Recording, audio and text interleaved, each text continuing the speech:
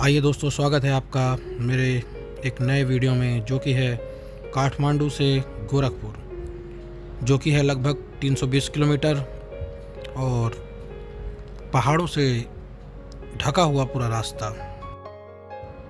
हमने सवेरे 5 बजे अपना होटल छोड़ दिया क्योंकि रास्ता पूरा पहाड़ों का था, इसलिए समय भी ज़्यादा लगना था। करीब करीब 10 से 12 घंटे की जर्नी है ये।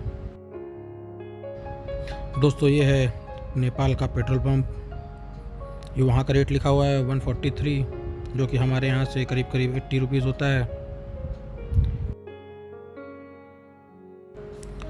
और डीजल डलवाने के बाद हम निकलते हैं अपने मंजिल की ओर। और जैसे ही काठमांडू शहर छोड़ने के लिए हम आगे बढ़ते हैं, पहाड़ मिलने लगते हैं।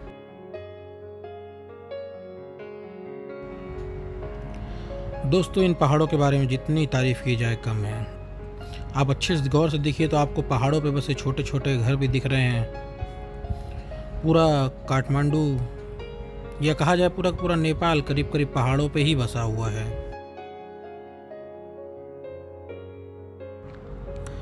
यहाँ के पहाड़ों की खूबसूरती, रोड की खूबसूरती और नदियों की खूबसूरती देखते ही बनती हैं।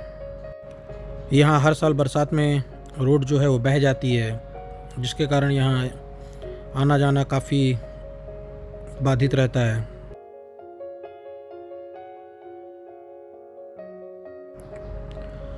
ये रास्ता खूबसूरत होने के साथ साथ बहुत ही खतरनाक भी है। इसमें थोड़ी सी भी सावधानी हटी तो दुर्घटना ज़रूर होती है।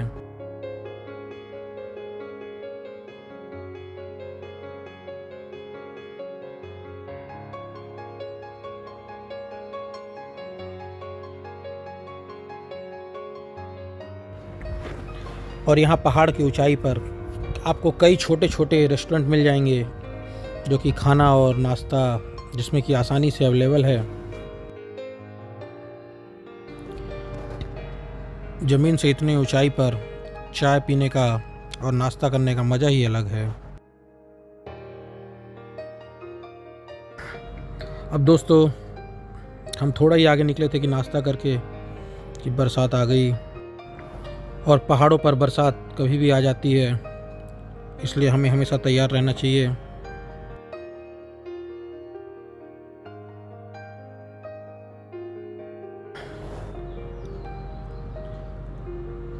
एक साइड नदी बह रही है, दूसरे साइड बड़े बड़े पहाड़ और पहाड़ों से टकराते बादल। खूबसूरती देखते ही बनती है यहाँ की।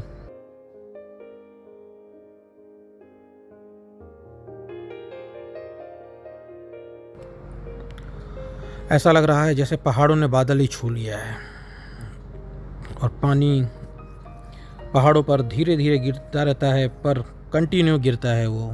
इस कारण नदियों का जल स्तर अपने आप बढ़ जाता है।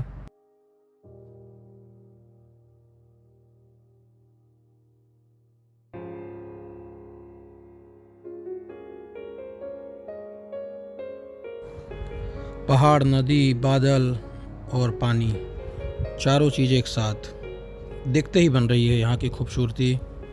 प्राकृतिक प्रेमियों को और चाहिए भी क्या होता है। ये पहाड़ों में बसे घर, घरों के पीछे बादल और बादल के बीच में से निकलता पहाड़। वाह! पूरे रास्ते भर पहाड़ और बादलों की छुपम छुपाई चलती रही, जिसके देखकर काफ़ी ही आनंद आता रहा।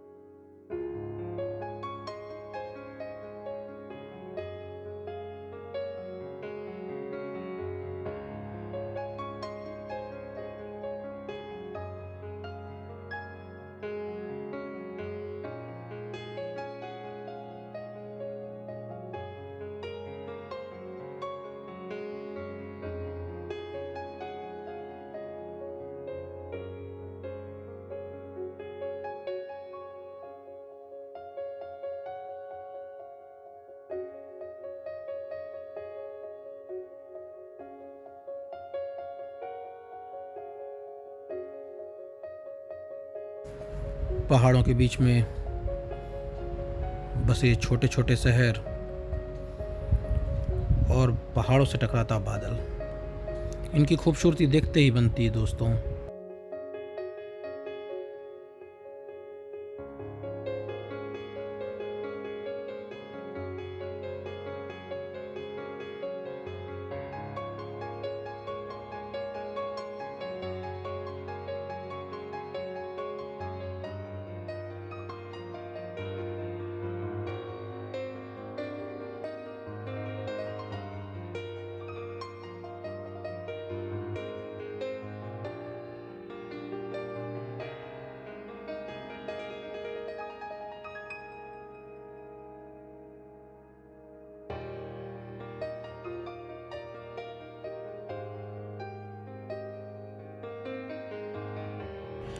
पहाड़ी क्षेत्रों में जो बरसात जो है कभी भी शुरू हो जाती है और कभी भी ख़त्म हो जाती है।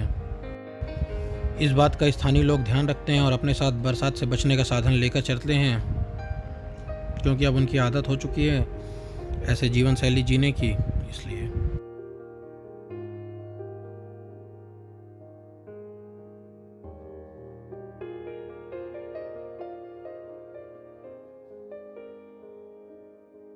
चलिए दोस्तों आगे चलते हैं। नदी का पानी अब मटमैला हो चुका है, क्योंकि बरसात एक रात से हो रही थी, तो पूरा पहाड़ का पानी बहकर नदियों में आ चुका है, इसलिए पानी अब मटमैला है।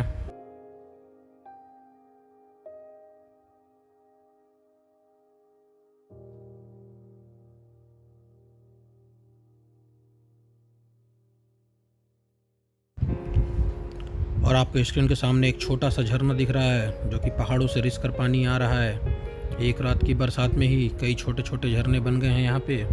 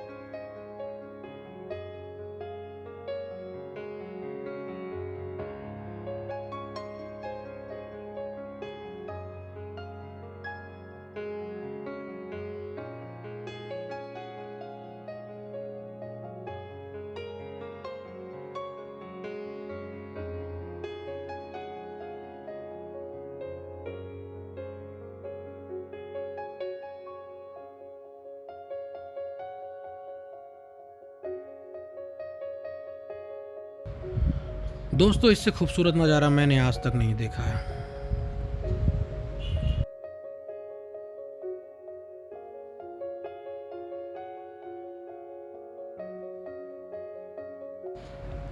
बरसात अब रुक चुकी है, अब हम आगे चल रहे हैं।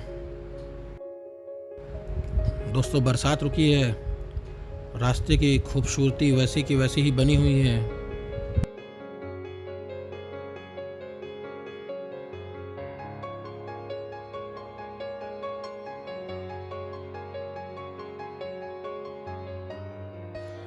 दोस्तों नेपाल सीरीज़ का हमारा ये आखिरी वीडियो है, इसके बाद हम अब इंडिया पहुंच जाएंगे, तो आगे के वीडियो आपको इंडिया के मिलेंगे।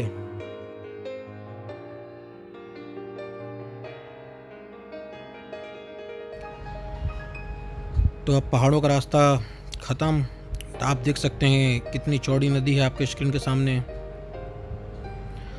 अब हमारे भारत वाले जंगल दिखने लगे हैं, इसका मतलब ये हुआ कि अब हम भारत के बेहद करीब हैं।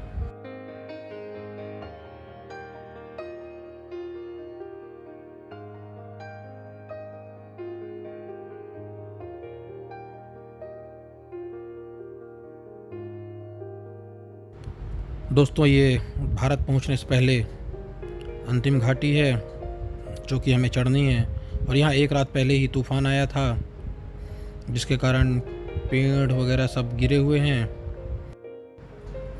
और रोड भी पूरी दलदली है। आपके सामने एक ट्रक फंसा हुआ है, आप देख सकते हैं। चलिए दोस्तों, फाइनली हम अब अपने इंडिया में प्रवेश कर रहे हैं। ये है सोनाली बॉर्डर। जिस तरह से जाते हुए हमने पूरा चेकिंग कराया था, वैसे ही आता हुआ भी यहाँ पूरा चेकिंग हुआ हमारा।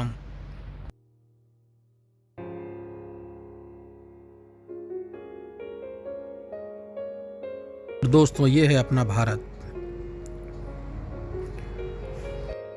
सोनाली बॉर्डर से आप जैसे ही भारत इंटर करेंगे, आपकी सिम यहाँ पे नहीं चलेगी। आपको कम से कम 4-5 किलोमीटर आगे जाना पड़ेगा। यहाँ पर नेपाल की सिम कैच करती है। तो चलिए दोस्तों, अब हम अपनी मंजिल में पहुँच गए हैं। ये है हमारा गोरखपुर शहर।